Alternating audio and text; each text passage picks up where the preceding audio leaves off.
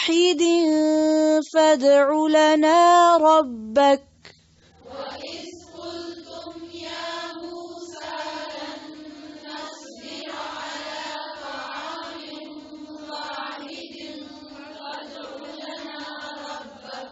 پھر سے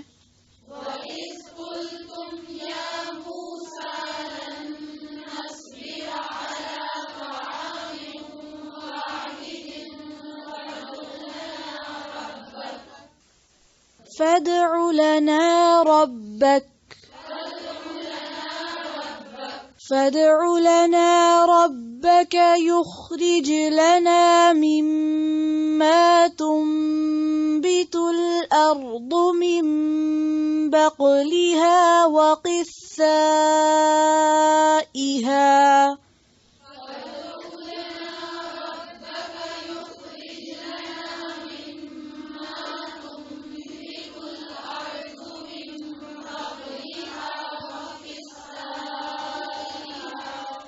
فادع لنا ربك يخرج لنا مما تنبت الأرض من بقلها وقثائها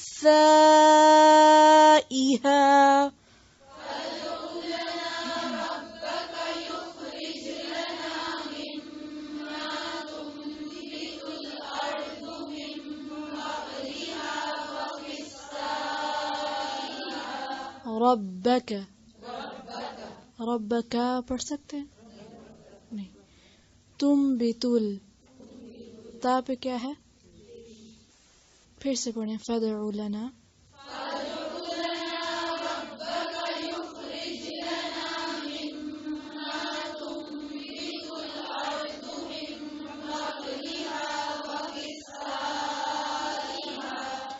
من بقلها وقثائها وفومها وعدسها وبصلها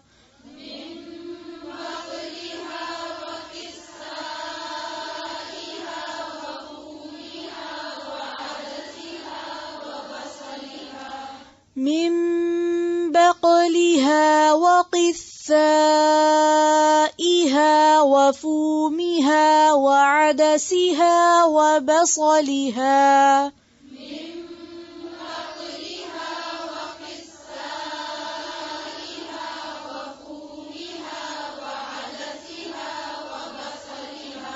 وعدسها پھر سے آگے پھر سے من بقلها سے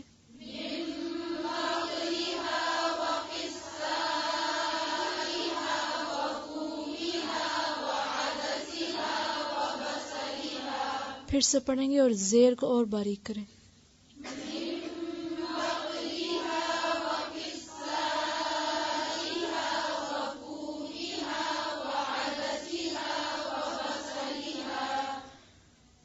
قال أتستبدلون الذي هو أدنى بالذي هو خير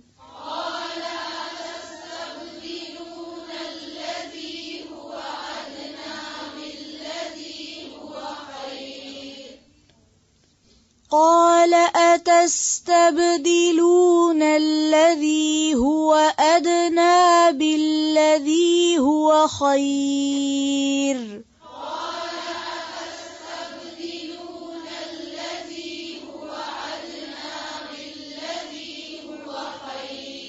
پھر سے پڑھیں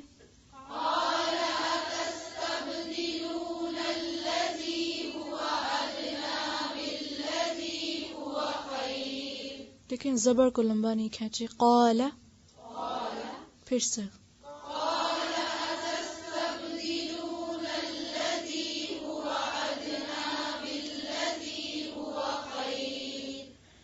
اهبطوا مصرا فإن لكم ما سألتم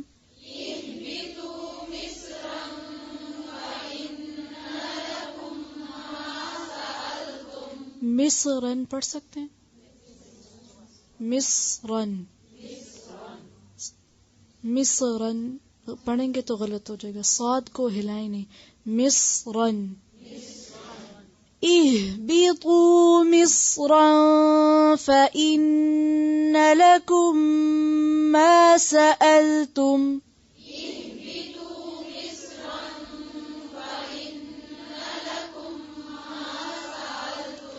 ما سألتم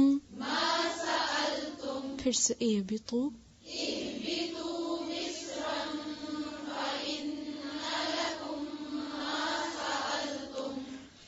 وضربت عليهم الذلة والمسكنة وباءوا بغضب من الله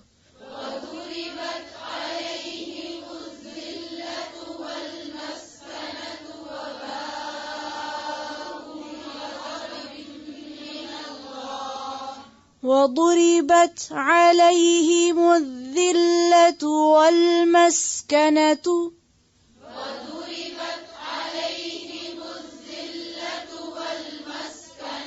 عليهم الذلة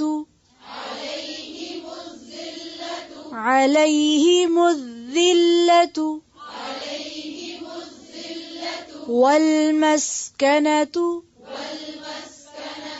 عليهم الذلة والمسكنة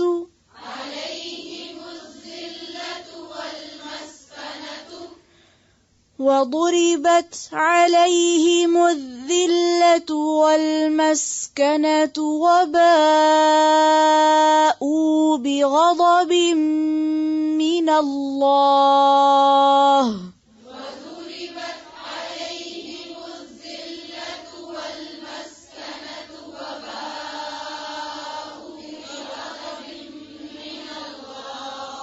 باءو،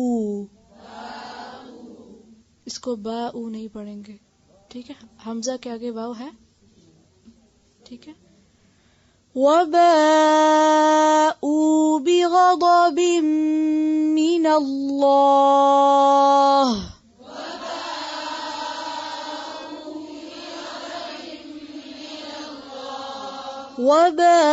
وباءوا بغضب من اللہ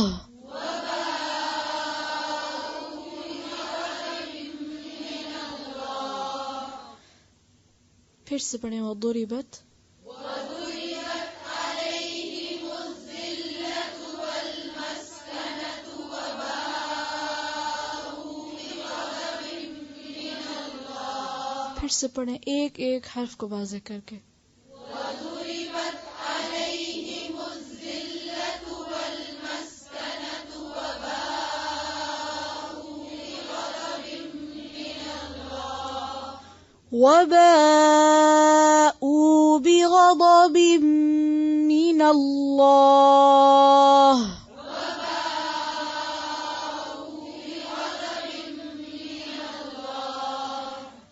ذلك بأنهم كانوا يكفرون بآيات الله ويقتلون النبيين بغير الحق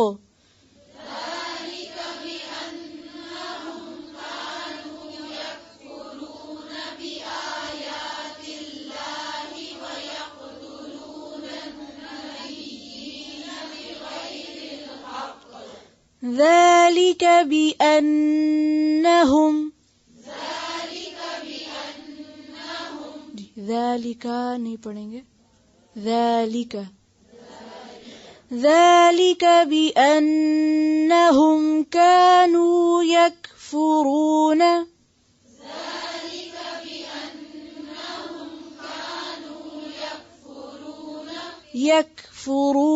بآيات الله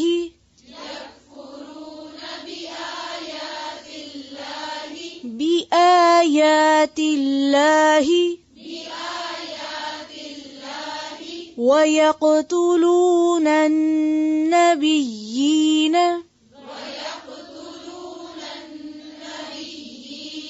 وَيَقْتُلُونَ النَّبِيِّينَ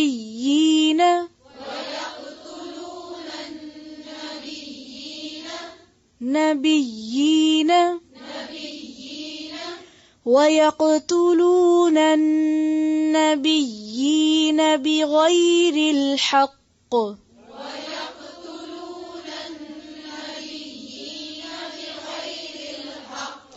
نبیین پھر سے وَيَقْتُلُونَ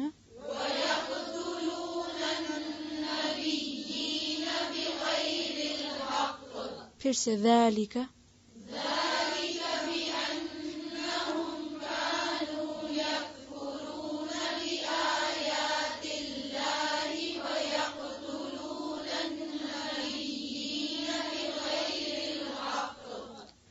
وَيَقْتُلُونَ النَّبِيِّينَ بِغَيْرِ الْحَقِّ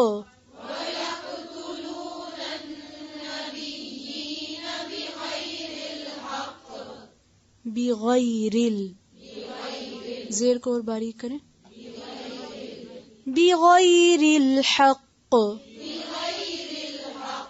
حق ذلك بما عصوا وكانوا يعتدون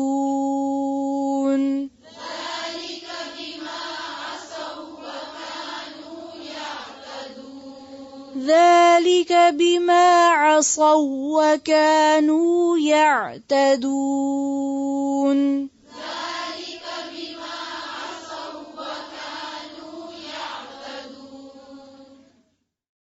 وَإِذْ اور جب قُلْتُم کہا تم نے یا موسیٰ اے موسیٰ لن ہرگز نہیں نصبرا ہم صبر کریں گے علی طعام کھانے پر واحد ایک ہی فادعو پس دعا کرو لنا ہمارے لیے ربک اپنے رب سے یخرج وہ نکالے لنا ہمارے لیے مما اس میں سے جو تنبتو اگاتی ہے الارض زمین من بقلہا سبزی اپنی وقثائہا اور ککڑی اپنی وفومہا اور گندم اپنی وعدسہا اور مسور اپنے وبصلہا اور پیاز اپنے قالا کہا اتستبدلون کیا تم بدلنا چاہتے ہو الذی اسے جو ہوا وہ ادنا کمتر ہے بالذی بدلے اس کے جو ہوا وہ خیرن بہتر ہے اہبتو اتر جاؤ مصرن شہر میں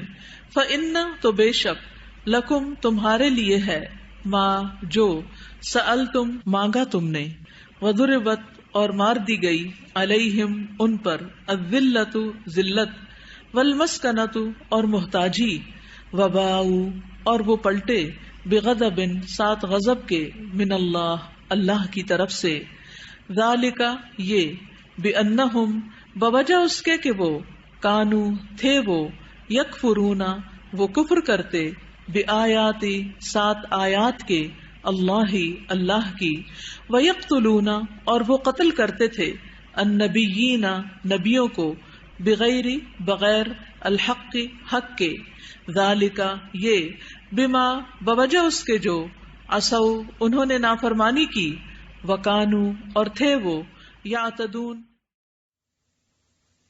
وَإِذْ قُلْتُمْ اور جب کہا تم نے یا موسیٰ اے موسیٰ لن نصبر ہرگز نہیں صبر کریں گے. ایک ہوتا ہے لا کا مطلب ہی نہیں ہوتا ہے لیکن لن بہت تاکید کے لیے آتا ہے بالکل نہیں ہرگز نہیں. نصبر صبر سے علی طعام اوپر ایک کھانے کے طعام تو عین میم سے ہے کھانے اور پینے دونوں کے لیے استعمال ہوتا ہے روٹی پانی دونوں پر لفظ طعام استعمال ہوتا ہے جیسے فوڈ ہوتا ہے. زمزم کے لیے بھی حدیث میں آتا ہے کہ وہ طعام طعمن و شفاء سقمن کہ وہ پینے والے کے لیے کھانے کی طرح ہے تو پینے کی چیز لیکن زمزم کو کیا کہا گیا کھانا. زمزم تو پیا جاتا ہے مگر کھانا کیوں کہا گیا کہ وہ کھانے کا کام بھی دیتا ہے اس میں اتنی غذائیت ہے اور بیمار کے لیے شفا ہے اس میں. طعام واحد ایک ہی کھانا ایک ہی کھانے سے کیا مراد ہے یعنی روز من و سلوا ہے یا یہ کہ سب کے لیے ایک ہی ہے کسی کے لیے اس میں فرق نہیں ہے، سب کو ایک ہی چیز ملتی ہے، بہت زبردست مساوات ہے، تو ہم ہرگز صبر نہیں کریں گے ایک ہی کھانے پر. فادع لنا، تو دعا کر ہمارے لیے. فادع، دال عین واو اس کا روٹ ہے، اسی سے دعوت لفظ نکلا ہے، بلانا، دعوت دینا، دعا کرنا. بندوں کو بلایا جائے تو وہ دعوت ہوتی ہے، اللہ کو بلایا جائے تو وہ دعا ہوتی ہے. فادع لنا ربک، پس دعا کرو ہمارے لیے اپنے رب سے. یخرج لنا، کہ نکالے ہمارے لیے، مما، اس سے جو، تم بتو کا لفظ جو ہے نون بے تے سے ہے، نباتات اسی سے ہے. نباتہ کا معنی ہوتا ہے گھاس یا سبزی وغیرہ کا اگنا، اور تم بتو کا معنی اگانا، جو اگاتی ہے. الارض زمین، من بقلہا، بقل بے قاف لام سے، ہر قسم کی سبزی کو کہتے ہیں جس کا تنا نہیں ہوتا، جو سبزیاں پھیل جاتی ہیں نا، اپنے سٹیم پہ خود نہیں کھڑی ہو سکتی. بقل، بقالہ کہتے ہیں سبزی فروش کا، گروسری شاپ کو، جی وہ اسی سے ہے بقالہ. بقل سبزی. من بقلہا وقثائہا، قثاء جو ہے قاف سے حمزہ سے ہے، ککڑی، کھیرے وغیرہ کے لیے، کیوکمبر کے لیے استعمال ہوتا ہے. وفومہا، فے واو میم اس کا روٹ ہے. لسن اور گیہوں دونوں کے لیے استعمال ہوتا ہے، لیکن عام استعمال اس کا لسن کے لیے ہی ہوتا ہے. یعنی اس کا معنی گندم بھی ہے اگرچہ، لیکن فوم جو ہے وہ جیسے آپ کے تھوم پنجابی میں استعمال ہوتا ہے تو وہی چیز ہے. وہ عدسہا، اور مسور کی دال اس کی. اب دیکھیے کہ عدس سے ایک لفظ عدسہ بھی آپ نے پڑھا ہوگا. عدسہ کس کو کہتے ہیں؟ لینس کو. تو مسور کی جو دال ہے اگر آپ دیکھیں تو اس کی شکل لینس سے ملتی جلتی ہوتی ہے، اسی لیے اس کا نام بھی عدسہ رکھا گیا. اور لیٹن میں مسور کی دال کو لین کہتے ہیں، LEN. لینٹلز بھی جس سے آگے بنا ہے. تو انگریزی میں آپ دیکھیں کہ لین سے لینس بن گئے، وہی عدسہ. اور عربی میں عدس سے عدسہ. بہت سے لوگوں کو یہ بھی نہیں پتا ہوگا کہ مسور کی دال کس کو کہتے ہیں، وہ لال پیلی کرتے رہتے ہیں. وہ بصلہا، اور پیاز اس کا، بصل بے سواد لام، بصلہ اس کی واحد ہے. قالا، کہا، اتستبدلون، تستبدلون میں بھی روٹ بے دال لام ہے، بدلنا، بدل الذین والا. تستبدلون، کیا تم بدل کر لینا چاہتے ہو، بدلے میں لینے کی خواہش ہے. الذی، اس چیز کی، ہوا وہ، ادنا کمتر ہے. ادنا کا لفظ جو ہے وہ دنو سے ہے، دال نون واو اس کا روٹ ہے. دنیا بھی اسی سے ہے. ادنا کا ایک معنی ہوتا ہے قریب تر اور ایک ہوتا ہے چھوٹی چیز. تو دنیا بھی ہمارے قریب ہے آخرت کے مقابلے میں، اس لیے اس کو دنیا کہا جاتا ہے. ہوا ادنا بالذی، بدلے اس کے جو، ہوا خیر جو بہتر ہے. اہبتو، اتر جاؤ. ہے بیتوئے اوپر سے نیچے آنے کے لیے استعمال ہوتا ہے، لیکن یہاں چونکہ انہوں نے کمتر چیز پسند کی تو انہیں بھیجنے کے لیے اس شہر میں یا اس جگہ پر اہبتو جیسے جاؤ یہاں سے، یعنی مقام سے نیچے اتارا جا رہا ہے. جب تم حقیر چیزوں کے طلبگار ہو تو جاؤ، پھر جو مرتبہ اور مقام اور جو کام اللہ نے تمہارے لیے رکھا تھا اسے چھوڑ کے جاؤ، دالیں اکٹھی کرو اور کھاؤ پیو، مزے کرو. اس لیے یہاں پر اہبتو کا لفظ آیا ہے. اہبتو مصرن، مصرن کا معنی مصر ایجپٹ مراد نہیں، اس سے مراد کوئی بھی شہر ہے، کسی بھی شہر میں. اور یہ بھی نکرہ استعمال ہوا یہاں پر، جاؤ کسی بھی شہر میں، جہاں جی چاہتا ہے جاؤ، کسی شہر چلے جاؤ، کہیں چلے جاؤ. فَإِنَّ لَكُمْ، تو بے شک تمہارے لیے، مَا سَأَلْتُمْ جو مانگا تم نے، سوال کیا تم نے. وَضُرِبَتْ، اور ماری گئی، علیہم ان پر، الذلت ذلت، ذلت کا روٹ ہے دال لام لام، ذل ذل کا معنی ہوتا ہے کسی کے آگے دب جانا، زیر دست ہونا، کمزور ہونا. ضربت علیہم الذلۃ والمسکنۃ، مسکنت کا لفظ جو سین کاف نون سے ہے، سکنہ کا مطلب ہوتا ہے ٹھہر جانا، یعنی اتنی حاجت مندی، اتنی فقیری، غربت کہ بندہ کچھ کرنے کے قابل نہ رہے، بس ایک ہی جگہ رک جائے. مسکنہ. وباؤ، اور وہ لوٹے. باؤ کا روٹ ہے بے واو حمزہ، لوٹنا، پلٹنا، اچھی حالت سے بری حالت کی طرف لوٹنا. بغضب، ساتھ غضب کے، غصے کے. غضب کا کیا روٹ ہے؟ غین ضاد بے. عربی میں غیظ کا لفظ بھی غصے کے لیے استعمال ہوتا ہے، اور غضب کا انشاءاللہ کہیں ان دونوں کا کمپیریزن بھی آپ کو بتائیں گے. بغضب من اللہ، اللہ کے غضب کے ساتھ، یعنی اللہ کی طرف سے. من اللہ کا مطلب اللہ کی طرف سے آئے ہوئے غصے کے ساتھ. ذالک، یہ بانہم، بوجہ اس کے کہ بے شک وہ کانو تھے، یکفرون، کفر کرتے، انکار کرتے، بآیات اللہ، اللہ کی آیات کا، ویقتلون النبیین، اور وہ قتل کرتے تھے نبیوں کو، بغیر الحق، بغیر حق کے، نا حق. ذالک، یہ، بما، بوجہ اس کے جو عصوا، انہوں نے نافرمانی کی. عصوا کا روٹ کیا ہے؟ عین صاد یا ہے، یہ حروف علت میں سے نا، تو وہ پتہ نہیں چلتا.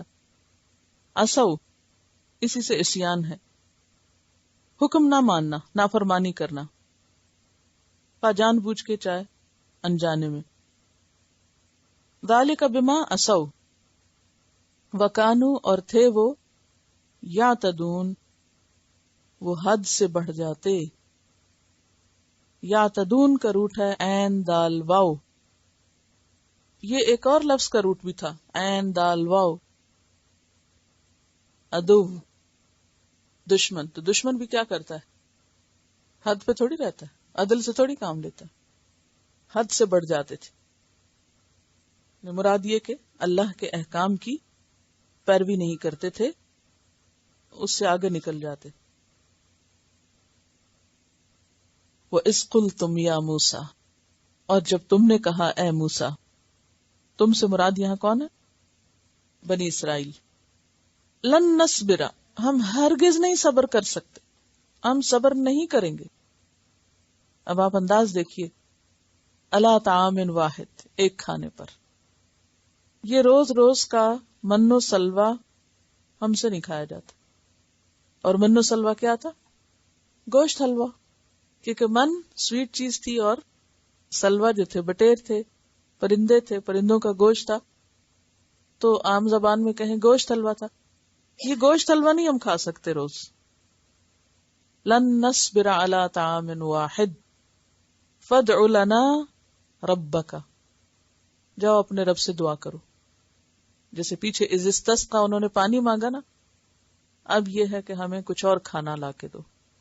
فادع لنا ربک یخرج لنا مما تنبت الارض، ہمیں آسمانی غذائیں نہیں، زمینی غذائیں چاہیے.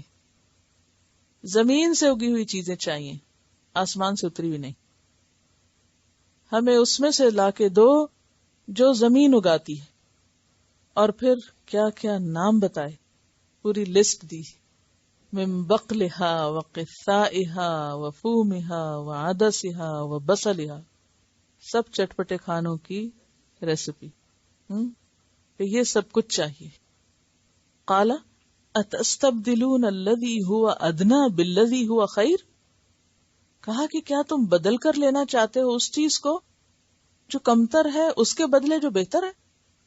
یعنی من و سلوہ جو آسمان سے اترتا ہے، جو اتنی بہترین غذا ہے، جو تمہاری ساری غذائی ضروریات پوری کرتی ہے، اسے چھوڑ کر، اور پھر سب سے بڑی بات یہ کہ تمہیں پکانا نہیں پڑتا، کچھ کرنا نہیں پڑتا، بغیر کسی کوشش کے نہ تمہیں اگانا پڑتا ہے، نہ کاٹنا پڑتا ہے، نہ سٹور کرنا پڑتا ہے، نہ پھر اس کو آگے پکانا پڑتا ہے، بنا بنایا سب کچھ تمہیں مل رہا ہے. تو اور کیا چاہیے؟ آخر تم اس کے بدلنے پہ کیوں تلے ہوئے ہو؟ آپ دیکھیں کہ یہ جو بدلنے کا مزاج ہے نا، یہ ان کی گھٹی میں پڑا ہوا تھا. اللہ کے کلام کو بدلنا، کتاب کو بدلنا، اس میں تحریف اور تغییر اور تبدیلی، یہ سب چیزیں کرتے تھے. پھر اسی طرح موسیٰ علیہ السلام تورات لینے گئے، پیچھے سے کیا کر دیا؟ دین بدل لیا. پھر اسی طرح اللہ کے کلام کو بدل دیا، استغفار کو بدل دیا، حتتن کو حنتتن کر دیا. اب کھانے میں تبدیلی چاہتے ہیں. اطاعت کو چھوڑ کے نافرمانی تو کرتے ہی تھے، اب کھانے میں بھی تبدیلی. یہ مزاج کیسا مزاج ہوتا ہے؟ یعنی ہر چیز میں تبدیلی، چینج چینج چینج. یہ یعنی کون سا مزاج سامنے آ رہا ہے؟ متلون مزاج ہونا. جیسے گرگٹ ہوتا ہے نا، گرگٹ کیا کرتا ہے؟ رنگ بدل دیتا ہے، چینج. یعنی جس ماحول میں ہوتا ہے، جس جگہ پر ہوتا ہے، وہ ویسا ہی نظر آنے لگتا ہے. آپ ان کی نفسیات کا اندازہ لگا سکتے ہیں؟ یعنی کوئی شخص جو ایسا کرتا ہو، اس کے اندر کیا نفسیات ہے؟ یعنی اس سے اس قوم کی نفسیات پتہ چل رہی ہے نا. ایک تو ناشکرا پن، کہ کوئی چیز پا کر اس پر شکر گزار نہیں، راضی نہیں، خوش نہیں، مطمئن نہیں. اور کیا پتہ چلتا؟ انپریڈکٹیبل. انپریڈکٹیبل کیا ہوتے ہیں؟ پل میں تولا، پل میں ماشا. بچے کیا کرتے ہیں؟ ایک چیز کو لینے کے لیے روتے ہیں، جب آپ ان کو لے دیتے ہیں، پھر اس کے بعد اب یہ نہیں وہ اب فلاں لے دو. یعنی کسی چیز پر مطمئن نہیں. یہ مزاج کس کا ہوتا ہے؟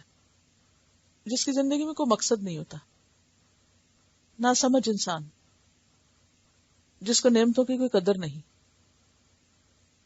اور کیا پتہ چلتا ہے؟ یعنی یہ مزاج کیا ہوتا ہے جس میں ہر وقت تبدیلی، جس کے اندر استقامت نہیں.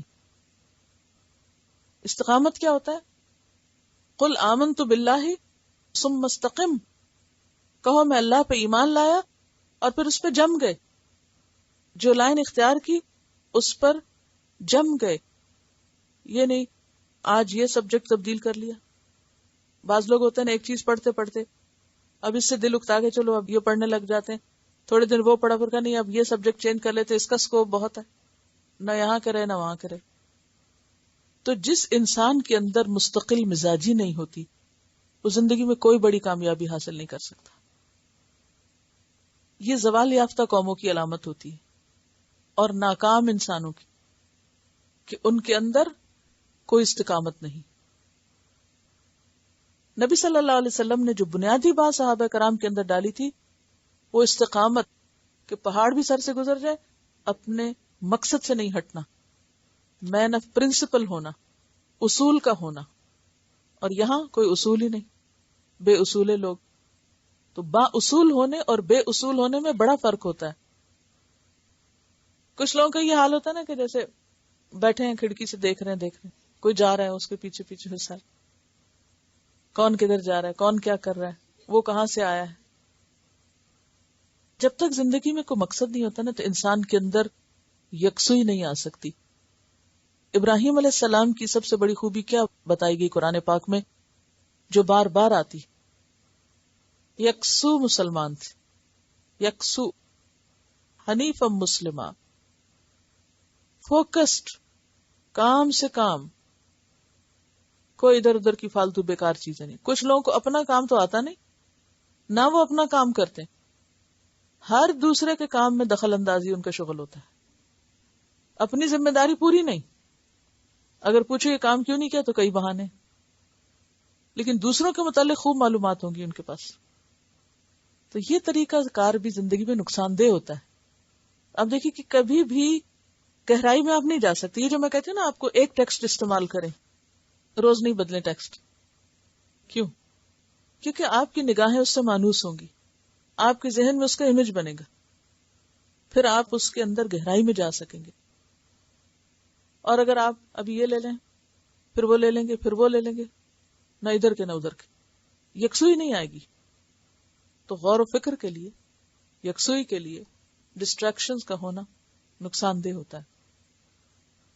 اور آپ کیا کہیں گے کہ یہ جو بنی اسرائیل ادھر سے ادھر ہوتے تھے، یعنی ہر چیز میں تبدیلی کر دیتے تھے، بنیادی وجہ یہی تھی کہ چونکہ غلام قوم تھے، کوئی اپنی مرضی تو تھی نہیں. غلام کا کیا حال ہوتا ہے؟ غلام ذہن یہی تو ہوتا ہے کہ وہ اپنی مرضی سے کچھ نہیں کر سکتا، اس کی اپنی ذاتی کوئی سوچ نہیں ہوتی، وہ جدھر کوئی لگایا ادھر ہی لگ جاتا ہے، کیونکہ اسے لگنا پڑتا ہے، جدھر کوئی بلایا ادھر چل پڑے، جدھر کوئی لگایا ادھر لگ پڑے، نہ اپنی کوئی سوچ، نہ اپنا کوئی اصول، نہ اپنا کوئی طریقہ، نہ اپنی کوئی روٹین، کچھ بھی نہیں.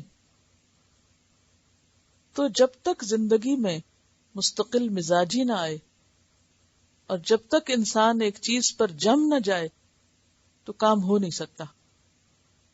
صحابہ کرام کی اصل خوبی یہی تھی کہ جب انہوں نے ایک دفعہ لا الہ الا اللہ کہہ دیا تو پھر ادھر ادھر نہیں، بس یہی دین ہے، یہی کام. اور آج بھی آپ دیکھیں کہ بعض لوگوں کے اندر اسی طرح کی متلوث مزاجی ہے. اگر آپ ایک سال میں دیکھیں وہ ایک کام کرتے ہوئے دکھائی دیں گے، دوسرے سال میں کوئی اور کچھ کرتے دکھائی دیں گے، پھر کچھ اور کرتے دکھائی دیں گے. ایسے لوگ تو کہیں نہیں پہنچتے. تو ہم سب کے لیے بے حد ضروری کہ اپنی آئندہ زندگی جتنی بھی ہے اس کے لیے اپنی صلاحیت کو پہچان کر کوئی مقصد سامنے رکھیں. مجھے یہ پڑھنا ہے، مجھے یہ کرنا ہے، مجھے یہ بننا ہے، اور پھر اس کے لیے سفر شروع کریں اور محنت کریں اور اس پر جمے رہیں. پھر یہ نہیں اچھا وہ تو میرے سے آگے نکل گیا، وہ اس پٹڑی پہ جا رہا ہے، اپنی چھوڑی اس پہ چل پڑے اور اس پہ چلنا نہ آیا تو نہ ادھر کرے نہ ادھر کرے. اللہ نے ہر ایک کو مختلف صلاحیت دی ہے، اپنی صلاحیت پہچانے اور اس میں ایکسیلنس کے لیول پر جائیں. ایکسیلنس کا لیول کیا ہوتا ہے؟ احسان کا درجہ. احسان کیا ہوتا ہے؟ کسی کام کو بہت اچھے طریقے سے کرنا، یہ احسان ہوتا ہے. احسان کا مطلب ہے حسن کے درجے پر کام کرنا، خوبصورتی کے ساتھ کوئی کام کرنا، بہترین طریقے سے کام کرنا. تو اللہ کا کیا وعدہ ہے؟ وَسَنَزِيدُ الْمُحْسِنِينَ، کہ محسنین کو ہم ضرور زیادہ دیں گے، ہم ان کو مزید دیں گے. تو یہاں پر بنی اسرائیل کی جو تصویر ہمیں دکھائی گئی وہ اس لیے دکھائی گئی کہ دیکھو تم ایسا نہیں کرنا. ان کے سامنے تو چونکہ کوئی مقصد نہیں، اس لیے اب ان کا اور کچھ نہیں تو کھانے پر ہی اعتراض شروع ہو گیا. کھانا ہی زندگی کا اہم ترین مسئلہ بن گیا. آپ کو معلوم ہے کہ جب انہیں ہجرت کروائی گئی، مصر سے سینا میں لائے گئے، تو انیشلی ان کو 40 دن کے لیے یہاں رکھا جانا تھا، پھر انہیں اصل میں آگے اپنے اصل وطن جانا تھا، یعنی فلسطین کی طرف جانا تھا.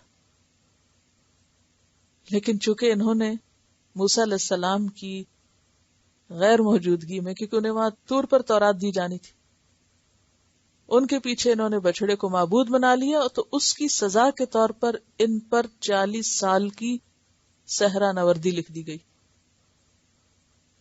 40 سال تک پھر یہ سینا میں یا وادی تی، جو تی کا میدان تھا، اس میں گھومتے رہے. کہا یہ جاتا ہے کہ صبح سویرے اپنا سفر شروع کرتے اور شام تک وہیں پہنچ جاتے جہاں سے یہ شروع ہوتے تھے، کیونکہ کوئی لینڈ مارک نہیں تھے، کوئی نشانی، کو پتہ ہی نہیں چلتا تھا انہوں نے جانا کدھر ہے. اور پھر مقصود کیا تھا کہ ان کی ایک پوری جنریشن ختم ہو جائے، اور یہ جو نئے بچے پیدا ہو رہے ہیں یہ پل بڑھ کے جوان ہوئے صحرا کے اندر، ان کے اندر کوئی اصول آئے، ان کے اندر کوئی جمع مردی آئے، پھر ان کو ان کے ملک میں بھیجا جائے. کیونکہ اس سے پہلے جب ان سے کہا گیا نا جاؤ اپنا ملک لے لو، تو کہنے لگے کہ نہیں، وہاں تو بڑے زبردست لوگ رہتے ہیں. فَاذْهَبْ أَنْتَ وَرَبُّكَ فَقَاتِلَا إِنَّا هَاهُنَا قَاعِدُونَ، جاؤ تم اور تمہارا رب اے موسیٰ، جا کے دونوں لڑو، جب ملک فتح ہو جائے تو ہم کو بھی بلا لینا، ہم تو یہاں بیٹھے ہیں، ہمارے میں کوئی ہمت نہیں. ذرا غلام لوگ ہیں، کوئی سوچ نہیں، کوئی طاقت نہیں، کوئی اصول تو ہے نہیں زندگی میں، لہٰذا کیا کام کریں گے. تو جن کی زندگی میں کوئی اصول نہیں ہوتا کوئی بڑا کام نہیں کر سکتا وہ، اس لیے انہوں نے کہا جاؤ آپ خود ہی کرو. تو اس پر ان کو یہاں چھوڑ دیا گیا کہ ٹھیک ہے، پھر تم اس قابل ہوگے جب کہ تم نعمت پا سکو، ایک ملک حاصل کر سکو، تو پھر تمہیں لے جایا جائے گا. اور پھر وہیں پر موسیٰ علیہ السلام کا بھی انتقال ہو گیا. کہا جاتا ہے کہ موسیٰ علیہ السلام کو اللہ تعالیٰ نے ان کے مرنے سے پہلے وہ جگہ دکھا دی کہ جہاں پھر ان کی قوم ان کے بعد جائے گی. تو موسیٰ علیہ السلام کے وہ شاگرد جو ان کے ساتھ تھے اس سفر میں جب موسیٰ علیہ السلام کو حضرت خضر سے ملاقات کرنا تھی، جن کا نام تھا یوشع بن نون، یوشع، جو ان کے شاگرد بھی تھے اور ان کے خدمت گار بھی تھے اور ان کے سفر حضر کے ساتھی تھے. تو ان کی وفات کے بعد یوشع بن نون جو تھے ان کو نبوت ملی اور ان کے لیڈر بنے، اور پھر ان کی قیادت میں بنی اسرائیل نے اپنا ملک فتح کیا. اس سے پہلے یہاں پر صحرا میں کیا کہتے تھے، یہ کھانا نہیں ہم کھا سکتے، ہمیں تو مصر کی ککڑیاں یاد آتی ہیں، دال چاول یاد آتے ہیں، گندم اگر فوم کو کہیں تو گندم یاد آتی ہے، اور لہسن پیاز چاہیے، اس لیے دال روٹی کھانی ہے ہم کو، ہمیں کسی ایسی جگہ بھیجا جائے. اب آپ دیکھیں، ایک درجہ ہے کھانے میں ضرورت کا. جو بااصول اور بامقصد انسان ہوتا ہے وہ کھانے کے لیے نہیں جیتا، وہ جینے کے لیے کھاتا ہے، اور کھانا اس کی زندگی کا مقصد نہیں ہوا کرتا. وہ اپنی اعلیٰ ترین صلاحیتوں کو محض مزے کے کھانے سیکھنے اور پکانے میں ہی نہیں لگا دیتا. اس کا یہ مطلب نہیں کہ وہ بھوکا رہتا ہے، یہ کھاتا نہیں ہے، اسے کھانا نہیں چاہیے. وہ تو کہا گیا کلو واشربو، لیکن کھانے میں بھی سادگی، اس میں بھی ضرورت کا خیال کہ انسانی جسم کو ضرورت کس چیز کی ہے. عام طور پر ہم لوگ جب کھاتے ہیں تو یہ نہیں دیکھتے کہ ہمیں ضرورت کیا، ہم کیا کھاتے ہیں، چٹخارے والی چیزیں ٹیسٹ کے لیے کھاتے ہیں، اور جب تک بھون کر اس کی ساری غذائیت مار نہ لیں، کتنے گھنٹے لگائیں چاہے، اس وقت تک کھانا اچھا نہیں لگتا ہمیں. تو ظاہر ہے کہ جس کے پاس بہت فالتو ٹائم ہے وہی یہ سب کچھ کر سکتا ہے، اور جس کے پاس ٹائم مختصر ہے اور اس کے پاس مقصد کچھ اور ہے تو وہ اتنا وقت نہیں لگا سکتا اور اتنی ویرائٹی بھی نہیں لا سکتا. یعنی کھانے میں ویرائٹی اور رنگ رنگ کے کھانے اور کئی ڈشز کا اہتمام یہ صرف وہ کر سکتا ہے جس کے پاس بہت وقت ہے فارغ. پھر اس میں عموماً کیا کرتے ہیں، نمازیں مختصر، قرآن غائب، باقی ذمہ داریاں ختم، نہ پڑھنا نہ پڑھانا، نہ کسی کی خدمت نہ مدد، اور کسی کام کے نہیں. سارا وقت سوچ ہے تو اسی کے گرد یا خرید لاؤ یا پکا لو یا کھا لو اور پھر کھا کے سو جاؤ، آرام کرو، اور پھر اٹھو تو دوبارہ صرف کھانے پینے کا ہی سوچو. لیکن جس کی زندگی میں کوئی مقصد ہے وہ یہ کام کرے گا تو صحیح، مگر ضرورت کے لیول پہ کرے گا، ضرورت کے مطابق، کہ بس اتنے پہ کام چلتا ہے اسی سے چلاؤ. تو اب آپ دیکھیے کہ بنی اسرائیل جب زوال یافتہ ہوئے، اور آپ دیکھیں گے کہ اب بھی جتنے ترقی یافتہ قومیں ہیں اور ان میں بھی جو کام کرنے والے لوگ ہیں ان کا کھانا پکانا سادہ ہی ہوگا، لیکن جن لوگوں کے پاس اور کوئی زندگی کا مقصد نہیں، کوئی کام نہیں، تو وہ کھانے کی جگہوں کے چکر لگاتے رہیں گے. وہ جو کمائیں گے اس کو کہاں لگا دیں گے، کھانے پہ. یعنی بجٹ کا سب سے بڑا حصہ کس پہ، کھانے پہ. تو یہاں پر بنی اسرائیل نے بھی یہی مطالبہ شروع کر دیا. یخرج لنا مما تنبت الارض من بقلها وقثائها وفومها وعدسها وبصلها قال اتستبدلون الذي هو ادنى بالذي هو خير. فرمایا کیا تم بدلنا چاہتے ہو اسے جو ادنا ہے اس کے بدلے جو بہتر ہے. یعنی بہتر چھوڑ کر، آسمانی غذا چھوڑ کر تم یہ چیزیں مانگتے ہو. اہبطوا مصر، جاؤ پھر کسی بھی شہر میں چلے جاؤ، وہاں سبزیوں کی دکانیں ہوں گی، بہت کچھ مل جائے گا.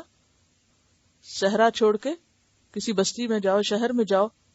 فَإِنَّ لَكُمْ مَا سَأَلْتُمْ، مل جائے گا جو تم مانگ رہے ہو، تمہارے مطالبات پورے ہو جائیں گے وہاں. وَضُرِبَتْ عَلَيْهِمُ الذِّلَّةُ وَالْمَسْكَنَةُ وَبَاءُوا بِغَضَبٍ مِّنَ اللَّهِ. مقصد چھوڑ کے کھانوں کے پیچھے دوڑنے والوں کے لیے کیا فیصلہ ہوا، مار دی گئی، مسلط کر دی گئی، طاری کر دی گئی ان پر ذلت اور محتاجی، اور اللہ کا غضب ان پر پڑا. وہ اللہ کے غضب کے ساتھ لوٹے، کیونکہ اللہ نے انہیں سارے جہان پہ چنا تھا، یہ چنے ہوئے لوگ تھے. فضلتکم علی العالمین، کس کام کے لیے بنایا گیا تھا ان کو؟ کیا کریں یہ دنیا میں؟ دیکھیں نا، دنیا میں مختلف قوموں کے مختلف لوگوں کے کام ہوتے ہیں نا، مختلف انڈیویجول مختلف صلاحیتیں لے کے پیدا ہوتے ہیں، لیکن کچھ لوگوں کو اللہ اپنے دین کے لیے پیدا کرتا ہے، گاڈ گفٹڈ ہوتے ہیں. اسی لیے میں کہہ رہی ہوں ہر ایک اپنی اپنی صلاحیت پہچانے کہ وہ کیا کام زیادہ اچھا کر سکتا ہے اور اس کام میں ایکسل کرے، ورنہ کیا ہوگا، کوا چلا ہنس کی چال، اپنی بھی بھول گیا. جب آپ فطرت کے خلاف جاتے ہیں تو یہ نتیجہ نکلتا ہے. بہرحال اب آپ دیکھیں کہ اللہ نے بنی اسرائیل کو بہترین امت کے طور پہ پیدا کیا تھا. جیسے امت مسلمہ کو کس لیے پیدا کیا؟ کنتم خیر امت اخرجت للناس، تمہیں سارے انسانوں کی بھلائی کے لیے پیدا کیا گیا. لیکن امت مسلمہ نے کیا کرنا شروع کر دیا؟ وہ کام چھوڑ کے اور کاموں کے پیچھے لگ گئے، دنیا کے پیچھے دوڑنے لگے. تب یہاں بھی کیا ہوتا ہے کہ بنی اسرائیل جس کی ٹریننگ ہو رہی تھی صحرا میں آسمانی غذا اتار کر، تاکہ وہ جا کر اپنے مرکز میں لوگوں کے لیے ہدایت کا سامان کریں، فلسطین پہنچ کر پھر ان کے پاس کتاب ہو. اللہ نے ان کو نبی کے ذریعے کتاب دی تھی کہ کتاب ہو، ان کا مرکز ہو، پھر یہ دنیا کے لیے روشنی عام کریں. انہوں نے وہ کام چھوڑا اور دال ساگ کے پیچھے پڑ گئے، کھانے پینے کے مزوں کے پیچھے پڑ گئے. تو اللہ کی ناراضگی نہ ہوتی تو کیا ہوتا؟ فباؤ بغضب من اللہ. اب آپ خود سوچیں نا، اللہ نے ان کو نور ہدایت دیا، تورات دی، پیغمبر بھیجا ان کے اندر، انہیں ان کے دشمن سے نجات دی، انہوں نے جو مانگا وہ انہیں دیا کہ اٹھو میرے دین کا کام کرو. انہوں نے کہا یہ نہیں ہم سے ہوتا، ہمیں تو مزے مزے کے کھانے چاہیے. پھر ایسا شخص کیا اللہ کی نعمتوں اور احسان کا مستحق ہے؟ اللہ اسے کسی ایک کام کے لیے اٹھا رہا ہے اور وہ کسی اور چیز کے لیے بھاگ رہے. نتیجہ کیا ہو سکتا ہے؟ ذلت اور رسوائی وہی ان کے اوپر مسلط کر دی گئی. بات تو بنی اسرائیل کی ہو رہی ہے، لیکن آئینہ کس کو دکھایا جا رہا ہے؟ مسلمانوں کو، ہمیں، کہ تمہیں میں نے کیا صلاحیتیں دی تھی، تمہیں میں نے کتاب دی، تمہیں امت محمد بنا کے پیدا کیا، اور تم بھاگ رہے ہو دنیا کے پیچھے.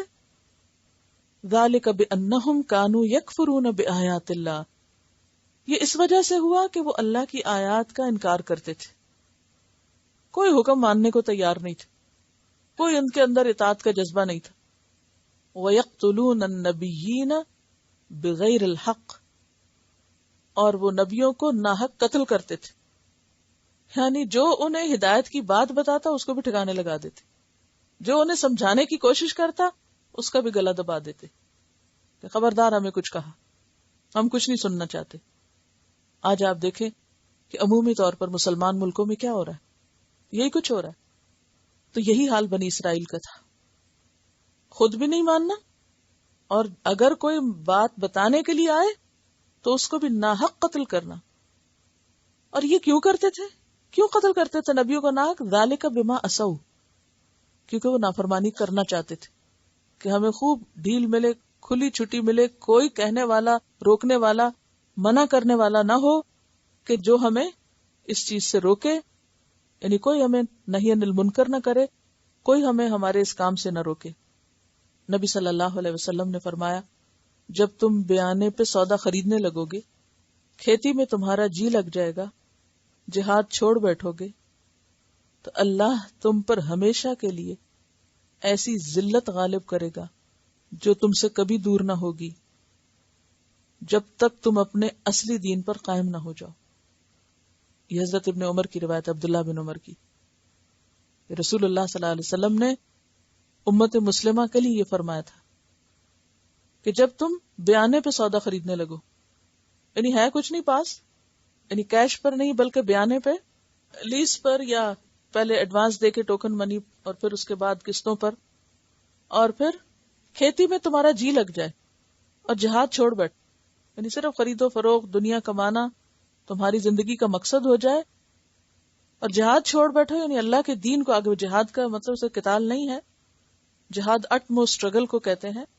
یعنی تم جس کام کے لیے بھیجے گئے وہ چھوڑ بیٹھو تو پھر اللہ تم پر ہمیشہ کے لیے ایسی ذلت مسلط کرے گا جو تم سے کبھی دور نہ ہوگی جب تک کہ تم اپنے اصل دین پہ نہ لوٹاؤ.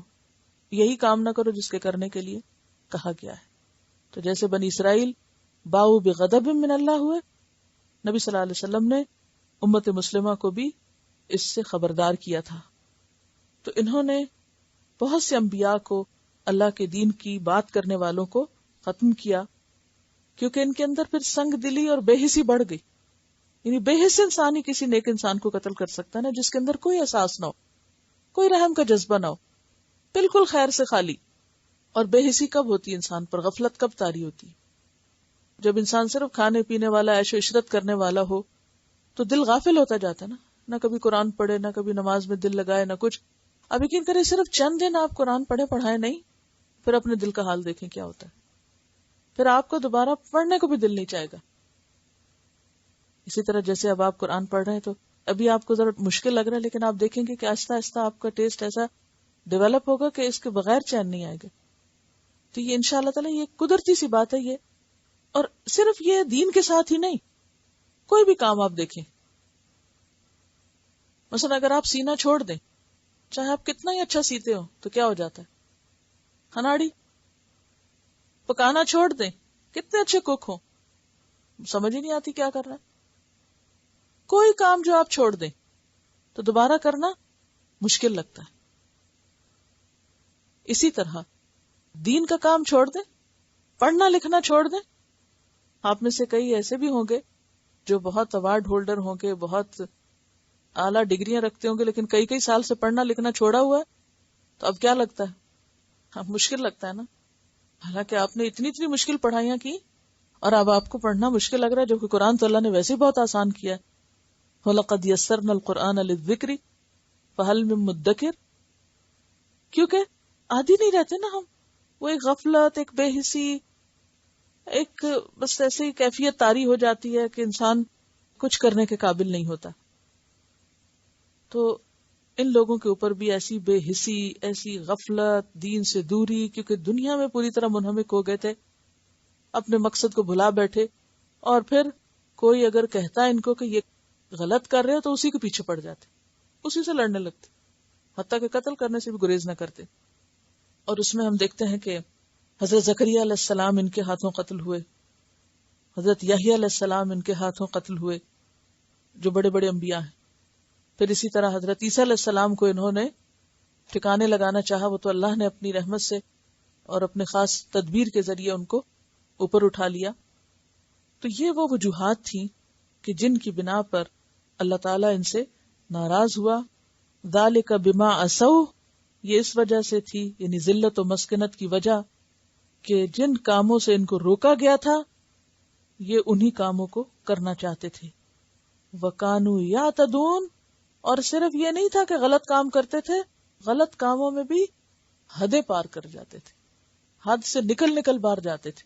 اور جہاں تک انبیاء کو قتل کرنے کا تعلق ہے تو حدیث میں آتا ہے کہ قیامت کے دن سب سے زیادہ سخت عذاب میں وہ ہوگا جس کو کسی نبی نے قتل کیا، یعنی وہ نبی کے ہاتھوں مارا گیا، کیونکہ نبی کا مقابلہ کر رہا تھا نا، اور جس نے کسی نبی کو قتل کیا. اور پھر اسی طرح وہ لوگ بھی جو اللہ کے نیک بندوں کو، یعنی انبیاء کے مشن کو سنبھالنے والے ہوں اور اس مشن کو آگے بڑھانے والے ہوں، انبیاء کے بعد ان کا قتل بدترین جرم ہے. ذالک بما عصوا وکانوا یعتدون. اب آپ دیکھیے کہ بنی اسرائیل پر یہ جو ذلت اور مسکنت مسلط ہوئی، اس کی ایک پوری تاریخ ہے. اس تاریخ کو میں مختصراً اس وقت تھوڑا سا بیان کروں گی آپ کے سامنے. آپ سب نے پڑھ لیا کہ اللہ تعالیٰ نے موسیٰ علیہ السلام اور ہارون علیہ السلام کے ذریعے ان کو نجات دی اور یہ واپس اپنے فلسطین کے ملک میں 40 سال کے بعد پہنچے. اب یہاں آ کر فلسطین پہنچ کر جب ان کو ایک مقام مل گیا، ایک ٹھکانہ مل گیا، اور پھر ان کے اندر اللہ نے کچھ اور نبی بھیجے جن میں خاص طور پر داؤد اور سلیمان علیہ السلام ہیں، تو اس دور میں انہیں انتہائی عروج ملا ان دو پیغمبروں کے دور میں. اور سورۃ سبا میں، سورۃ نمل میں یہ واقعات ملتے ہیں. سلیمان علیہ السلام نے ہیکل تعمیر کیا، یعنی فلسطین میں یروشلم میں ہیکل تعمیر کیا. یہاں تورات کی تختیاں رکھی گئیں اب ان کے پاس کتاب بھی ہے، مرکز بھی ہے. اب یہ جم گئے وہاں آ کر. صحرا سے پلی ہوئی نکلی ہوئی قوم، اس میں سے جو اچھے لوگ تھے انہوں نے آ کر یہاں ایک مرکز بنایا اور ان کو ایک سٹیبلٹی نصیب ہوئی. سارے آس پاس کے علاقے سے لوگ آ کر وہاں پر عبادت بھی کرتے ہیکل میں اور کتاب بھی پڑھتے. یہ تقریباً 100 سال کا دور ہے جب ان کو عروج ملا. پھر اس کے بعد کیا ہوا کہ ان کے آپس میں اختلاف شروع ہو گئے، آپس کی لڑائیاں شروع ہو گئی، آپس میں ٹکرانے لگے. اب کسی باہر کی قوم سے مقابلہ نہیں تھا تو آپس میں مقابلے شروع ہو گئے. لہذا ان کی جو ریاست تھی وہ 2 حصوں میں بٹ گئی، شمالی اور جنوبی، نارتھ ساؤتھ. شمالی ریاست کا نام اسرائیل تھا اور جنوبی کا نام جوڈا تھا. ٹھیک ہے. اب آپ خود سوچیں کہ جب ایک ہی دین کے لوگ آپس میں اس طرح بٹ جائیں تو پھر ان کے درمیان کہاں سے ترقی ہو سکتی ہے اور کہاں سے وہ آگے بڑھ سکتے ہیں. بہرحال اب ان کی خرابیوں کی وجہ سے باہر کی قوموں نے آ کے ان پہ حملے کیے. سب سے پہلا حملہ ان پر 8ویں صدی قبل مسیح میں ہوا، یعنی 8 BC میں، اور یہ بہت زبردست قسم کا حملہ تھا. آشوریوں نے ان پہ حملہ کیا اور اس وقت جنوبی ریاست جوڈا میں جو ہیکل سلمانی تھا اور جو تختیاں تھی تورات کی وہ محفوظ رہ گئیں، ان کو نقصان نہیں ہوا. لیکن انہوں نے کوئی سبق نہیں لیا اس سے. ان کے فسادات کا سلسلہ جاری رہا، اللہ کی نافرمانی کا اور غلط کاموں کا. تو 200 سال کے بعد پھر ایک اور حملہ ہوا بیبیلونینز کی طرف سے 6 صدی قبل مسیح میں. اور عراق کے لوگ یعنی عراق کے بیبیلونینز جو تھے انہوں نے جب حملہ کیا تو ہیکل تباہ کر دیا، مرکز ختم، سونے کی قیمتی چیزیں اکھاڑ کے لے گئے، کتابیں جلا دی گئیں، تورات ناپید ہو گئی، برن کر دی گئی، بنی اسرائیل غلام بنائے گئے، سخت ذلیل کیے گئے. ان کی مرکزیت ختم ہو گئی، نہ مرکز رہا نہ کتاب رہی. اب آپ سوچ سکتے ہیں کہ ان کا حال کیا ہوگا. تو اس عرصے کو جس میں یہ ہوا انتشار کا زمانہ کہتے ہیں. ڈائسپورا کا لفظ اس کے لیے استعمال ہوتا ہے، یعنی انتشار کا دور. پھر 5ویں صدی قبل مسیح میں پرشین حکومت نے ان کی مدد کی اور انہیں نجات دلائی بیبیلونین سے، کیونکہ پرشینز اور بیبیلونینز کی آپس میں نہیں بنتی تھی. لہذا پرشین اپنے کچھ مفادات کی خاطر ان کے ساتھ مل گئے اور ان کو آزاد کروایا. اسرائیل انہیں واپس ملا، دوبارہ ہیکل تعمیر ہوا. حضرت عزیر علیہ السلام اس وقت ان کے بیچ میں بھیجے گئے. انہوں نے اپنے حافظے سے تورات کو دوبارہ لکھا، اس سے پہلے جلا دی گئی تھی، نہیں تھی ان کے پاس. تو یہ موسیٰ علیہ السلام کے تقریباً 800 سال بعد دوبارہ تورات لکھی گئی. حضرت عزیر علیہ السلام نے لکھوائی تھی. تو اس سے یہ ہے کہ چونکہ وہ پیغمبر تھے لہذا ان کو دوبارہ کتاب مل گئی ایک طرح سے. اور پھر یہ ہے کہ ان کے علماء کے اندر بگاڑ جو تھا وہ ختم نہیں ہوا. دین میں طرح طرح کی بدعات انہوں نے جاری کر لی اور انہوں نے جگہ جگہ سینیگاگ بنانے شروع کیے. جہاں بھی 10 بالغ یہودی اکٹھے ہوتے، تورات کا نسخہ ہوتا، وہیں سینیگاگ تعمیر کر لیتے. بہت سینیگاگ ہو گئے، جیسے مسلمانوں کے ہاں بہت سی مسجدیں. اگر ان کو صحیح معنوں میں استعمال کیا جائے، آپ خود سوچیے کہ اگر نماز کے وقت میں سب مسلمان اپنے اپنے گھروں سے نکلنا شروع کر دیں تو آپ خود سوچیں کتنے لوگوں کے نوٹس میں آئے کہ یہ مغرب ہوئی، سورج غروب ہوا اور یہ سارے گھروں سے نکل آئے اور یہ خاص جگہ کی طرف جا رہے ہیں. کیا پھر بھی کسی تبلیغ کی ضرورت ہوگی؟ صرف گھروں سے نکل کر ایک خاص مخصوص علیے میں مسجد تک جانا اور واپس آنا سب کے نوٹس میں لائے گا. لیکن مسجدیں تو بہت بنا لی، برسوں میں نمازی بن نہ سکے. بہرحال اب کیا ہوا کہ انہوں نے کیا طریقہ اختیار کیا؟ جہاں بھی 10 بالغ یہودی ایڈلٹس ہوں گے وہاں سینیگاگ تعمیر ہوگا اور وہاں تورات ہوگی. لیکن اس کے ساتھ ساتھ تورات ایک متبرک کتاب کے طور پر تو رہ گئی، اسے سمجھتا کوئی نہیں تھا.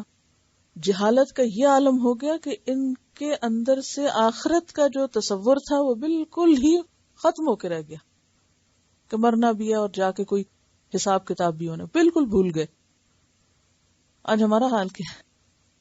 قرآن نہ پڑھنے کی وجہ سے کوئی آخرت کا خوف نہیں. اس کے بعد 4 صدی قبل مسیح سکندر اعظم کا زمانہ ہے. جب اس نے دنیا کو فتح کیا تو فلسطین کو بھی کر لیا، پھر ان کو ذلیل کیا گیا اور فلسطین رومن امپائر کا حصہ بن گیا. ان کی مذہبی آزادی ختم. اب سینگاگ بے شک تھے لیکن عبادت کی اجازت ہی نہیں. ان کے اوپر رومیوں کی حکومت تھی اور سارا انہی کا حکم چلتا تھا. اور ان کو ایک احساس بہت تھا، جتنی بھی ذلت ہوئی، کہ ہم چوزن پیپل ہیں، لہٰذا یہ جہاں جاتے ہیں ان کے خلاف سازشیں شروع کر دیتے. چونکہ وہ اندر ایک تکبر تھا نا، ایک فخر تھا، ہم پیغمبروں کی اولاد ہیں، ہم بڑوں کی اولاد ہیں، ہم اللہ کے بیٹے ہیں، ہم اس کے بہت پیارے ہیں. یہ خیال نہیں ان کے دل سے جاتا تھا. آج ہمارا کیا حال ہے؟ ہم کیا کہتے ہیں؟ ہم حضور صلی اللہ علیہ وسلم کی امت میں سے ہیں اور اس بات پر ہی ناز کرتے رہتے ہیں اور کوئی کام نہیں کر کے دیتے. یعنی اس بات پر کتنا فخر ہے ہم سب کو، اور صرف فخر ہے، آپ کی اتباع پیروی اس کی طرف کوئی توجہ نہیں. بہرحال اب یہ ہے کہ ان کو اپنے نسل پر، اپنے بڑوں پر بہت ایک طرح سے فخر تھا اور غرور تھا، اور اسی وجہ سے انہوں نے جو بھی کوئی حکومت ہوتی ہے، جو بھی کوئی قوم ہوتی ہے، اس کے خلاف سازش شروع کر دیتے. تو رومیوں کے خلاف انہوں نے سازشیں شروع کر دی. اب پہلی صدی عیسوی میں 70 AD، پہلے کیا تھا؟ BC، اب ہے 70 AD. اس میں رومیوں نے فیصلہ کیا کہ ان سب کو ختم کر دیا جائے. ان کی شرارتوں کی وجہ سے ان کو مٹا دیا جائے، کیونکہ یہ مسائل پیدا کرتے ہیں. تو اس پر انہیں بہت کچلا گیا، بہت. ان کے ٹیمپل گرا دیے گئے اور ان کو طرح طرح سے سزائیں دی گئیں کہ یہ ادھر ادھر دنیا بھر میں بھاگ گئے. یہی وہ موقع ہے جب ان کے کچھ قبائل عرب میں بھی آ کے بسے. بنو نذیر، بنو قینقاع اور بنو قریظہ مدینہ میں آ کے بس گئے، اور خیبر میں بھی کچھ لوگ آ کے آباد ہوئے. یعنی ایک طرح سے تتر بتر ہو گئے. اس کے بعد کیا ہوا کہ کچھ یہود چھپ چھپا کے فلسطین میں بھی رہ گئے. وہاں انہوں نے پھر سر اٹھایا، کوئی اپنی جمعیت کو پھر منظم کیا. اب کیا ہوتا ہے کہ 135 AD میں دوبارہ ان پہ حملہ ہوا اور ان کو مکمل طور پر فلسطین سے نکال دیا گیا، پورے کا پورا. پھر اسی طرح تیسری اور چوتھی صدی جو تھی اس میں بھی ان پر بہت سختیاں ہوئیں. 7ویں اور 8ویں صدی میں نبی صلی اللہ علیہ وسلم جب دنیا میں تشریف لائے تو آپ کو معلوم ہے مدینہ میں انہوں نے کیا کچھ کیا. کچھ پڑھا ہے آپ نے مدینہ میں ان کی ہسٹری کے بارے میں؟ نبی صلی اللہ علیہ وسلم کے ساتھ انہوں نے کیا معاملہ کیا تھا؟ لوگوں کو ان سے توقع تھی کہ یہ انہیں بتائیں گے کہ آپ واقعی اللہ کے نبی ہیں یا نہیں، لیکن انہوں نے سب سے پہلے آپ کا انکار کیا. وَلَا تَكُونُوا أَوَّلَ كَافِرٍ بِهِ، پہلے تو انہوں نے آپ کا انکار کر دیا. پھر طرح طرح کی چالیں چلتے تھے. دن کے ایک حصے میں مسلمان ہو جاتے، پھر واپس پلٹ جاتے اور کہتے کہ اس دین میں تو کچھ نہیں، دیکھ لیا ہم نے. پھر مختلف طریقوں سے آپ کو ستاتے. اس کی تفصیلات آگے آپ قرآن میں بھی پڑھیں گے اور انشاءاللہ سیپریٹلی بھی دیکھیں گے. تو اس میں آپ دیکھیے کہ آپ صلی اللہ علیہ وسلم نے ان کی شرارتوں کی وجہ سے ان کو مدینہ سے نکالا. بنو قینقاع کے محلے میں ایک مسلمان عورت کو بہت بے آبرو کیا گیا، پھر اس کے نتیجے میں ان پر مصیبت آئی. پھر جنگ خندق کے موقع پر یا جنگ احزاب کے موقع پر بنو قریظہ نے بہت دھوکہ بازی کی کہ مسلمانوں کے خلاف باہر سے آنے والوں کا ساتھ دیا اور ان کی جاسوسی کی، جس کی بنا پر ان کے مردوں کو ختم کیا گیا. پھر خیبر میں یہ لوگ جا کے جمع ہوئے، وہاں سے پھر انہوں نے اسی طرح کی کچھ سازشیں شروع کر دی. بالآخر آپ صلی اللہ علیہ وسلم نے خیبر پہ حملہ کیا، اس کو فتح کر لیا اور ان کے اوپر جزیہ عائد کیا. پھر اس کے بعد یہ ہے کہ حضرت عمر کے زمانے میں پھر ان کی مزید سازشیں شروع ہوئی، تو انہوں نے ان کو سب کو نکال کے شام کی طرف کر دیا، یعنی عرب کے علاقے کو ان سے بالکل خالی کر دیا گیا. اب آپ دیکھیں کہ اس پر بہت لے دے ہوتی ہے کہ مسلمانوں نے ان کے ساتھ بہت ظلم کیا یا ایسا ہوا، لیکن ہم دیکھتے ہیں کہ اس سے پچھلی ہسٹری اگر آپ کو معلوم ہو تو رومیوں نے اور باقی قوموں نے ان کے ساتھ، بیبلونینز نے، آشورینز نے، یعنی کوئی قوم ہے جنہوں نے ان کے ساتھ زیادتی نہ کی ہو، تو صرف مسلمانوں پر یہ الزام کیوں؟ یہاں میں صرف اس لیے تھوڑا سا تبصرہ ساتھ کر رہی ہوں کہ آپ کو تھوڑا دماغ بھی کھلے کہ دنیا میں جو کچھ بھی ہوا وہ سارا نزلہ آ کے کس پہ گرتا ہے؟ مسلمانوں پر اور حضور صلی اللہ علیہ وسلم پر، کہ آپ نے بنو قریظہ کے ساتھ یہ کیا تھا. آپ پڑھتے رہے ہوں گے اس طرح کی باتیں، اور بعض اوقات مسلمان بچے بہت پریشان ہوتے ہیں کہ اچھا ہمارے پروفٹ نے جو اتنے مہربان تھے انہوں نے ان کے ساتھ ایسا سلوک کیا، اور اس سے پھر بہت سی اور چیزیں ذہنوں میں شک و شبہ ڈالتی ہیں اسلام کے خلاف. تو یہ اس وقت ہوتا ہے کہ جب ہمیں ان کی پوری ہسٹری کا ایک اندازہ نہیں ہوتا کہ اور قوموں نے ان کے ساتھ ایسا کیوں کیا اور انہوں نے کیوں کیا. چلے مسلمانوں نے تو کیا، انہوں نے کیوں کیا، وہاں ان کا کیا قصور تھا. بہرحال اس کے بعد ہم دیکھتے ہیں کہ 11ویں صدی عیسوی یہود و نصارہ کے درمیان آپس میں بہت ٹھن گئی، اور یہود کا دعویٰ تھا کہ انہوں نے عیسیٰ علیہ السلام کو پھانسی دی ہے، اور نصارہ اس بات کو نہیں مانتے تھے، اور آپس میں ان کی ٹھن گئی. یعنی یہود کہتے تھے کہ ہم نے پھانسی دی ہے، اور اس بات پر جو نصارہ کا غصہ ہے وہ بہت بھڑک اٹھا، اور آپس میں ایک طرح سے جنگیں شروع ہو گئی. یہ جو صلیبی جنگیں بیسیکلی یہ ان دونوں کے بیچ میں شروع ہوئی تھی ابتدا میں، اور ان جنگوں میں یعنی 1096 میں جرمنی اور فرانس میں یہود کا قتل عام ہوا، یعنی 11ویں صدی میں. پھر 1290 میں یعنی 1290 میں انگلینڈ سے نکالے گئے. کئی مرتبہ فرانس میں ان کے داخلے پہ پابندی لگائی گئی. پھر اسی طرح 1394 میں مکمل طور پر فرانس کو یہود سے خالی کیا گیا. 1394 یعنی 14ویں صدی میں. پھر 14ویں صدی آتی ہے اور اسپین میں ان کے خلاف بہت سے مقدمات ہوئے. اس پیریڈ کو انکوزیشن کا دور کہا جاتا ہے. پہلا ڈائسپورا تھا یعنی انتشار کا دور، اور یہاں اب آ کر انکوزیشن کا دور شروع ہوا، اور اسپین میں ایسی عدالتیں قائم ہوئی جن میں ان کے خلاف فیصلے کیے گئے ان عدالتوں میں، اور اسپین کو بھی ان سے ایک طرح سے خالی کیا گیا. 15ویں صدی میں جب مسلمان اسپین میں بہت مغلوب ہو گئے، آپ کو معلوم ہے جب تک مسلمان اسپین میں تھے انہوں نے ان کو وہاں پر تحفظ دیا ہوا تھا، اور ان کے زیر کارکردگی یہ بہت عہدوں پر بھی تھے اور بہت پن پہ بھی.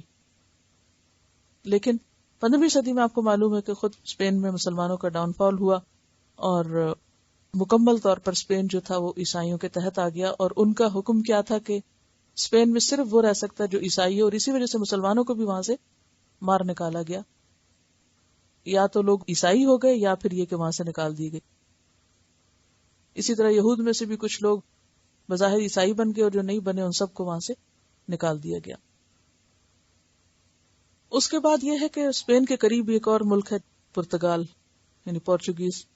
وہاں بھی اسپین کی حکومت نے ان پر بھی دباؤ ڈالا، اور 1498 میں پرتگال سے بھی نکال دیے گئے. 1492 میں اسپین سے نکلے، اور 1498 میں پرتگال سے نکالے گئے. اور مدینہ سے نکالنا تو سب کو پتا ہے، لیکن انگلینڈ سے نکالنا، فرانس سے نکالنا، اسپین سے نکالنا، پرتگال سے نکالا جانا، یہ لوگوں کو نہیں پتا. بہرحال اس کے بعد یہ ہوا کہ بہت سے لوگ تو وہاں سے نکل گئے. اس کے بعد 1917 میں جو رشین کمیونسٹ انقلاب آیا، ریولوشن آیا، اس میں ہزاروں کی تعداد میں یہود کو قتل کیا گیا. یعنی رشیا کا جو انقلاب تھا اس میں بھی. اس کے بعد تیسرا دور آتا ہے جس کو ہولوکاسٹ کا دور کہا جاتا ہے، اور یہ 20ویں صدی کے شروع میں 1933 میں جرمن میں ہٹلر نے ان کو نوکریوں سے نکال دیا. تعلیمی اداروں میں داخلے پہ پابندی، یعنی اسکولوں میں داخلہ نہیں دیا جاتا تھا ان کو. ان کی جاگیریں اور ان کی پراپرٹی لینڈ اس کو ضبط کیا گیا، اور بالآخر 6 ملین جیوز کو گیس چیمبرز میں جمع کر کر کے گیس کے ذریعے مارا گیا، اور پھر فرنسز میں جلایا گیا. اور پھر اس ہولوکاسٹ نے مشرقی اور وسطی یورپ یعنی ایسٹرن اور سینٹرل یورپ میں ان کی ساری کمیونٹیز کو مکمل طور پہ تباہ کیا. ان کے وہ تعلیمی اور مذہبی ادارے جو 1000 سال سے ان علاقوں میں قائم تھے ان کو بند کر دیا گیا. اور پھر ان کے جو مہاجرین تھے ان کو جو قریب کے یورپین کنٹریز تھے وہ بھی قبول نہیں کر رہے تھے. تو نازی ہولوکاسٹ جو تھا اس کا بنیادی مقصد کیا تھا کہ یورپ کو مکمل طور پر جیوز سے پاک کر دیا جائے, کوئی بھی وہاں نہ رہے. اور پھر دیگر جو اٹلی, ہنگری, رومانیہ ان علاقوں کے لوگوں نے بھی اس پر اتفاق کیا اور ہٹلر کے کام کی کوئی بھی تردید نہیں کی, جس کا مطلب یہ تھا کہ ہم بھی اس پہ راضی ہیں جو تم ان کے ساتھ کرو. اب چونکہ اتنی زیادہ ذلت اور خواری اور پستی مسلسل ہو رہی تھی تو اسی دوران ان کے کچھ لوگوں کے دل میں یہ خیال پیدا ہوا کہ آخر ہمارے اوپر یہ مصیبتیں کیوں آ رہی ہیں اور ہمیں سنبھلنا چاہیے, جس کے نتیجے میں ان کے اندر پھر کچھ تحریکیں اٹھنے لگیں جس میں ان کی جو خاص طور پر صہیونیت یا زیونزم ہے اس تحریک نے جنم لیا. 20 جون یعنی 20 جون 1942 میں 15 نازیوں نے طے کیا کہ تمام یہودیوں کو مشرقی یورپ کے کیمپوں سے نکالا جائے اور ان سے سخت مشقت کرائی جائے, انہیں اتنی کم خوراک دی جائے کہ یہ خود ہی مر جائیں, اور جب یہ مر جاتے تھے تو ان کے لباس, زیورات اور اینکیں تک بھی ان سے چھین لی جاتی تھی, یعنی وہ سب لے جاتے تھے نازی. تو اس طرح جب ان کے اوپر اتنا زیادہ تشدد ہوا کہ یعنی ایک طرح سے ان کی جینوسائیڈ ہوئی, اور اس وقت ان کے اندر یہ خیال پیدا ہوا کہ آخر اس کی وجہ کیا ہے, اور انہوں نے سنبھلنا شروع کیا اور اپنے اندر اصلاحی تحریکیں شروع کی اور نتیجتاً یہ منظم ہوئے, اکٹھے ہوئے, اور پھر 1897 میں یہ صہیونیت کی تحریک جو ہے وہ شروع ہوئی ہے. اور اس تحریک کا مقصد کیا تھا کہ دنیا میں یہود کا کہیں کوئی گھر ہونا چاہیے, کوئی جگہ, کوئی علاقہ, کوئی انڈیپینڈنٹ اسٹیٹ ہونی چاہیے, اور اگر یہ نہیں ہوئی تو بالکل دنیا سے مٹ جائیں گے, ختم ہو جائیں گے, کیونکہ جہاں جاتے تھے نکالے جاتے تھے, جہاں جاتے تھے مارے جاتے تھے. اب انہوں نے انڈیپینڈنٹ اسٹیٹ کے لیے کوشش کی. اس کے لیے انہوں نے یروشلم کے علاقے میں زمینیں خریدنا شروع کی اور یونیورسٹی اور ہاسپٹل بنایا. اس کی تفصیل پھر کسی وقت آپ کے سامنے رکھوں گی کہ اس میں انہوں نے کتنی محنت کی کہ اس یونیورسٹی میں سال کے 12 مہینے میں ایک بھی چھٹی نہیں کرتے تھے. اتنا زیادہ انہوں نے پڑھنا اور کام کرنا شروع کیا, اور اسرائیل کی ریاست سے پہلے انہوں نے پوری تیاری کی علمی اعتبار سے. اور پھر 1901 میں سلطنت عثمانیہ کے جو بادشاہ تھے عبد الحمید, ان سے یہ ریکویسٹ کی گئی کہ ان کو فلسطین میں جگہ دی جائے, لیکن انہوں نے انکار کر دیا. 1941 میں جو فرسٹ ورلڈ وار ہوئی ہے اس میں یہود نے انگلینڈ اور فرانس کا ساتھ دیا. اس کے بدلے انہوں نے پھر ان سے یہ ریکویسٹ کی کہ ہمیں کوئی جگہ دی جائے. اب ویسے تو ممکن نہیں تھا, بہرحال ترکوں اور عربوں کو لڑایا گیا, سلطنت عثمانیہ کا خاتمہ ہوا, اور پھر بالفور معاہدے کے ذریعے فلسطین میں ان کو انڈیپینڈنٹ اسٹیٹ دی گئی 1948 میں. اور اس کے بعد سے ان کی ترقی ہوئی, یعنی ترقی ایک طرح سے وہ کام شروع ہوا, اور اب جو کچھ ہے اس وقت وہ آپ کے سامنے ہے, اس پہ تبصرے کی کوئی ضرورت نہیں ہے. اور اس میں آپ دیکھیں کہ 1948 میں اقوام متحدہ میں UNO میں ایک باقاعدہ قرارداد پیش ہوئی تھی, اور اس میں ان کے لیے الگ ملک کا قیام عمل میں آیا. جو ووٹنگ ہوئی تھی اس میں 3 ووٹ کم ہو رہے تھے, تو زبردستی کچھ افریقن کنٹریز اور فار ایسٹ کے ممالک سے کچھ ووٹ دلوا کے ان کی تحریک یعنی زیونسٹ تحریک کو کامیاب کرایا گیا. تو اس کے نتیجے میں ان کو یہ ملک ملا 12. لیکن قرآن میں یہ بھی کہا گیا ہے, سورۃ آل عمران آیت 112, ضربت علیہم الذلۃ اینما ثقفوا, ان پر ذلت چسپاں کر دی گئی جہاں بھی پائے گئے, جدھر بھی گئے, جہاں بھی ہوئے. الا بحبل من اللہ، مگر اللہ کی رسی کے ساتھ، یعنی اللہ سے اپنا تعلق درست کریں. وحبل من الناس، اور لوگوں کے ساتھ اپنی ٹائز مضبوط کریں. تو قرآن نے ان کو یہ کلو دیا کہ اس مصیبت سے نکلنے کے دو طریقے ہیں. ایک تو اپنا ریلیجس ریوائول، یعنی اللہ سے تعلق مضبوط، اور دوسرا لوگوں سے تعلق درست. اب اس کے نتیجے میں آپ دیکھیں کہ ان کی جو ہیبرو لینگویج تھی ڈیڈ لینگویجز میں سے شمار ہوتی تھی، اس کو انہوں نے دوبارہ سے ریوائیو کیا، یعنی زبان کو زندہ کیا. لوگوں نے اس کو پڑھنا شروع کیا اور اب ان کی سرکاری زبان ہے وہاں کی، ان کی سلطنت کی. پھر اس کے بعد آپ دیکھیں کہ جہاں تک مذہبی چیزیں ہیں تو ان میں سے بھی بہت سی چیزیں انہوں نے ریئلائز کی. اور آپ دیکھیں کہ اب جہاں بھی یہ لوگ ہوتے ہیں اپنے خاص لباس میں، اپنے خاص طریقوں میں، اگرچہ ساری شریعت نہیں بھی لیکن جو ہیں وہ ہیں. اور اس کے ساتھ یہ ہے کہ تعلیم کے شعبے میں سخت محنت انہوں نے کی ہے. عبرانیہ یونیورسٹی جو ہے اسرائیل میں، اس کے اندر جو کام ہوتا ہے کس طرح ہوتا ہے، اگر آپ پڑھیں تو صرف سر جھکا لیں کہ ہم کیا کر رہے ہیں اور ہمارے بچے کیا کر رہے ہیں. اس وقت کسی کے خلاف کوئی تعصب پیدا کرنا مقصود نہیں، لیکن ہسٹوریکل فیکٹس کو سامنے لانا بھی ضروری ہے تاکہ آپ کا ذہن کھلے.